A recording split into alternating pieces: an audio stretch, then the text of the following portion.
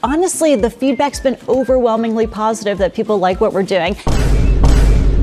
Overwhelmingly positive. Cracker Barrel is now under fire. Why? What did Cracker Barrel do? Well, they changed their logo.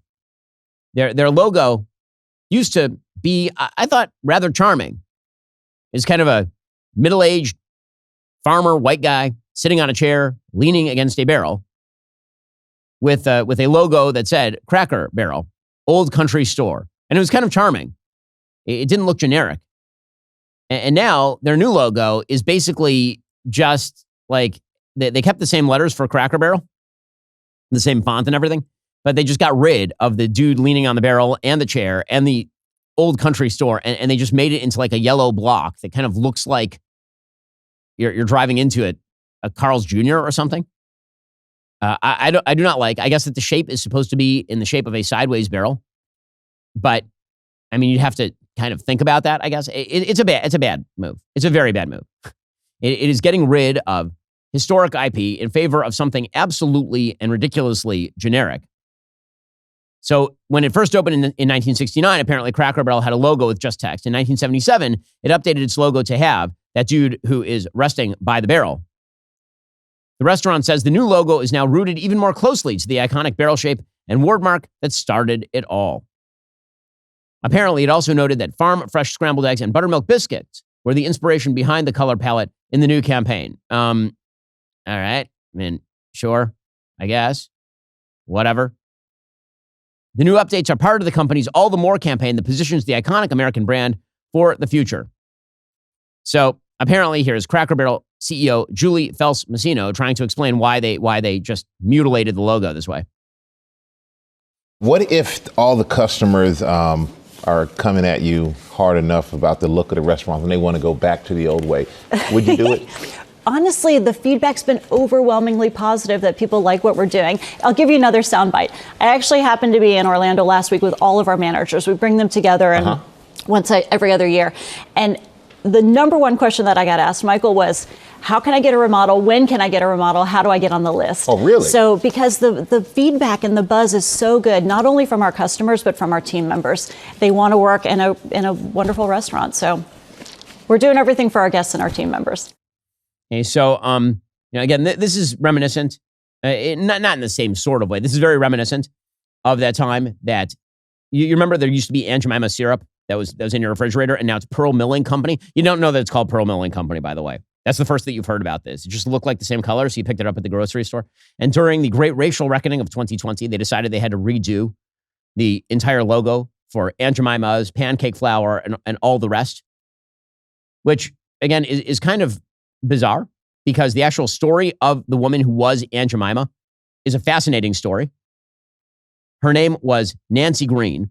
And according to ABC News, she was born into slavery in Montgomery County, Kentucky. She moved to a deeply divided Chicago. She became a strong voice at Olivet Baptist Church. And apparently, Green is the essential worker. You know, she was seen as like one of the key parts. Many people's kitchens were sort of integrated this way. And ABC actually found a descendant of this woman who said that actually he was kind of sad that they got rid of this. Apparently, he said she was the trusted face back then. Anybody who would look at an African-American woman cooking and they knew they could trust her cooking, that she could cook. And they got rid of it anyway. And this was supposed to make the country better. Obviously, this has fixed everything. So I'm not sure what Cracker Barrel is doing here. It doesn't make a lot of sense. Cracker Barrel does, of course, have many DEI initiatives. If you take a look at their corporate website, they have the LGBTQ plus minus divided by sign alliance. They have a diversity, equity, inclusion, and belonging department. In other words, they do all of the usual sort of left-wing tropes. They have a group inside the company called Be Bold to cultivate and develop black leaders within the Cracker Barrel organization, utilizing allyship, mentorship, and education to create a path to continued excellence, blah, blah, blah, blah, blah, blah, blah. They have the Cracker Barrel Neurodiverse Collective, which is interesting.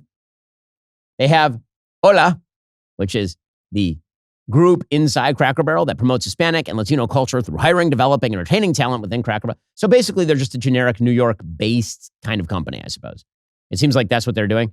Well, my guess is that when you lose that local flavor, you probably will lose some sales as well. We'll find out. It is kind of sad that so much of the IP of America is just getting more and more generic. I mean, I'm old enough to remember when McDonald's had the big golden arches outside, and now they've decided to dump that in so many places, and they've instead gone with this very generic logo. I don't know. This kind of stuff I'm not a big fan of.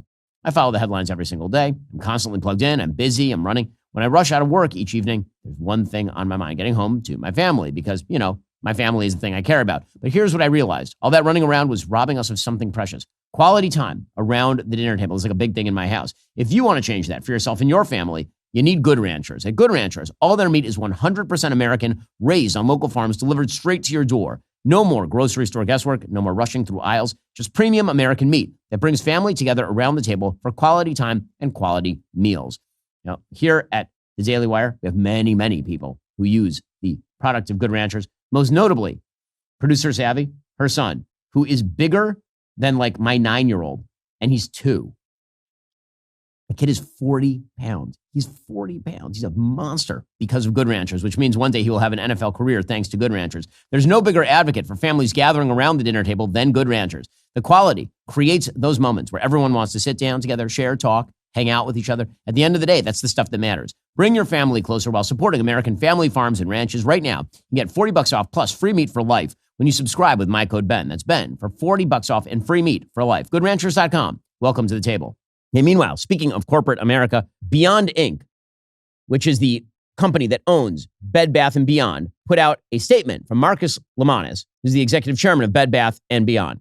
So Bed Bath & Beyond used to be a giant chain. They started losing money. They had to close a lot of their shops. They went bankrupt. I remember my wife and I used to go to a Bed Bath & Beyond pretty regularly. It was located, I believe, at the corner of Ventura and Whitsett, if I recall correctly. In any case, their new statement is, quote, "We will not open or operate retail stores in California. This decision isn't about politics. It's about reality. California has created one of the most overregulated, expensive, and risky environments for businesses in America. It's a system that makes it harder to employ people, harder to keep doors open, harder to deliver values to customers. The result? Higher taxes, higher fees, higher wages that many businesses simply cannot sustain, and endless regulations that strangle growth.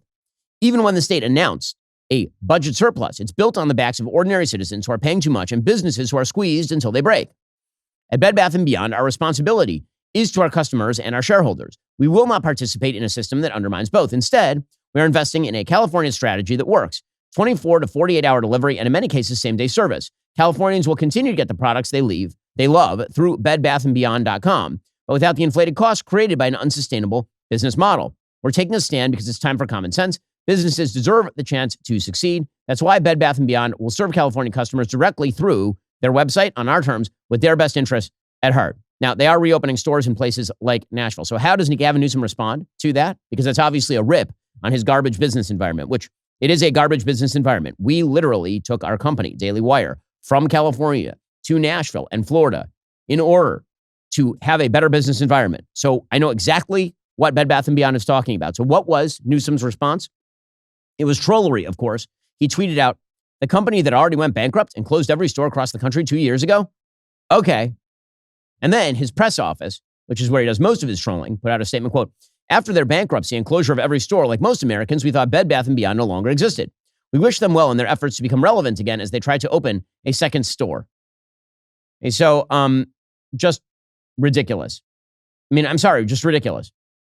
You were one of the factors leading to them having to close stores, and now you're celebrating that they're not opening stores in California. So Marcus Lemonis then responded, quote, "Dear Governor Gavin Newsom, I thought that your post would suggest we bring business leaders together to understand how to improve the 4 pillars friction of business and find a way to make it better. 1, streamline regulation, consistent, simplified compliance rules across state and local levels. 2, balanced labor environment that's good for employees and employers. 3, litigation reform, reducing abusive lawsuits while keeping protection for workers. 4, competitive tax and cost structure, incentives to come as opposed to disincentives to lead. Also, we bought the IP over 2 years ago and have built bedbathandbeyond.com into a $1 billion online business. We'll target opening 300 small to mid-sized neighborhood stores through our Kirkland's investment. You are a smart man. I know the post below is out of frustration." Okay, but again, Gavin Newsom is not interested in doing business with Bed Bath & Beyond. He's interested in the trollery that he thinks is going to lift him to the 2028 nomination. According to Amy Parnas, writing for The Hill, Newsom has taken a page from Trump's playbook, mirroring everything from the president's rants to his social media habits. In recent days, the California governor has touted his own beautiful midterm redistricting proposal and his beautiful rally to boot, needling Trump's braggadocious ways. Newsom has started to write his social media posts in all caps, just like the president, and he's come up with his own Trumpy nickname for the president, Taco, short for Trump Always Chickens Out, an acronym that originated on Wall Street in reaction to President Trump's moves on tariffs and is designed to annoy the White House. And meanwhile, Democrats are really, really happy about that.